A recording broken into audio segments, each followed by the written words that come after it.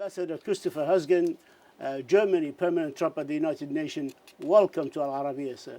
Thank you. Thank you very much. And it's a pleasure to be here. And Al-Hadath Networks, of course. I'd like to start asking you about Ghassan Salameh, frustration and anger that he showed about the arms embargo violations. I would like your comment on that. First, let me say that I have a lot of admiration for Ghassan. It's incredibly what he has done over the years and how much he is pushing really the process forward for the benefit of the people. And I understand his frustration. Germany shares this frustration. He has worked very hard. We worked very hard along to get Berlin, to get the commitment of the participants in Berlin. Of course, now we want Berlin implemented, and there what we see on the ground doesn't match what people committed to in Berlin.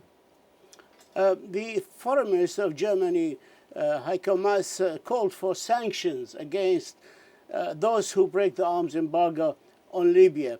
Is this really practical, with all due respect, considering that there are members of the Security Council who are violating this arms embargo?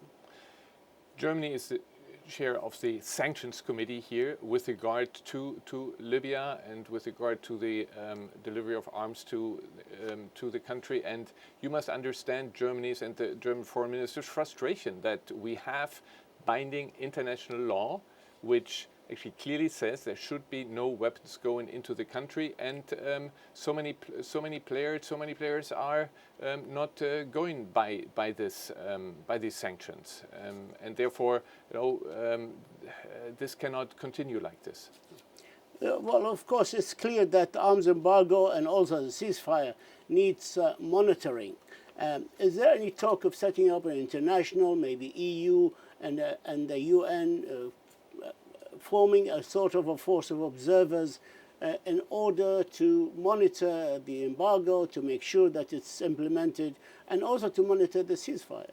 Yes, I totally agree with you. It's the first step has to be done. We have to achieve now a ceasefire, and the arms embargo has to be observed.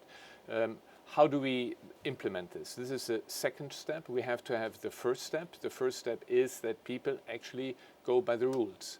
And then Ghassan Salameh has clearly said that for Libya to have then an international force again in the country is nothing that where he sees that this has added value. So we have to cross the bridge when we get there. The most important thing is now that we have a ceasefire, and this violation of ceasefire, the suffering of the people, stops.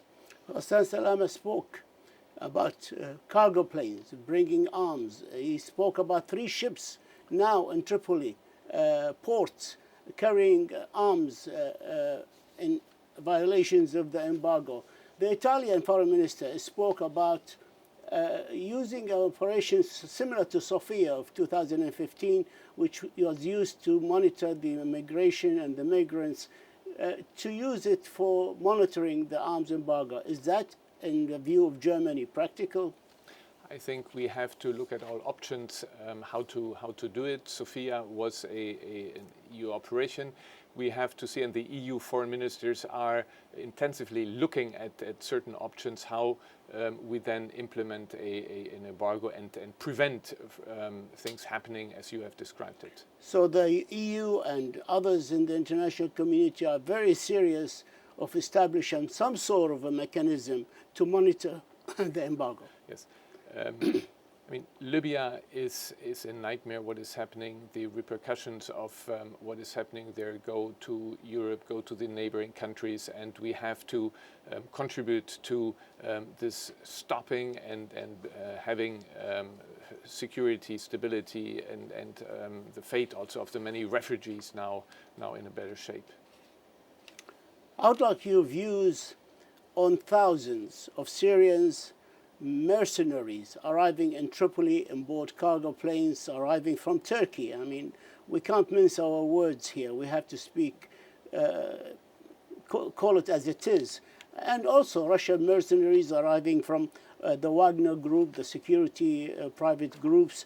These developments threaten to internationalize the conflict And also, instead of having a civil war, we have all parties fighting each other in Libya and settling accounts. What the Security Council can take, any steps the Security Council can do to stop this flow of mercenaries looking for work and looking for money, like the poor Syrian people being used as mercenaries in Syria, in Libya, and how can they be stopped?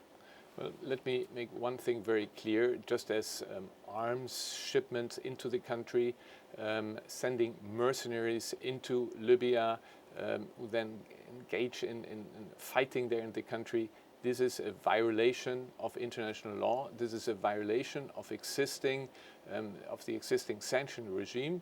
And of course, I expect the Security Council in a resolution to confirm this and clearly say that this has to stop. Hassan Salam also spoke about the importance of the joint military committee, the 5+5, and how one party did not come for the last meeting on Tuesday in Geneva.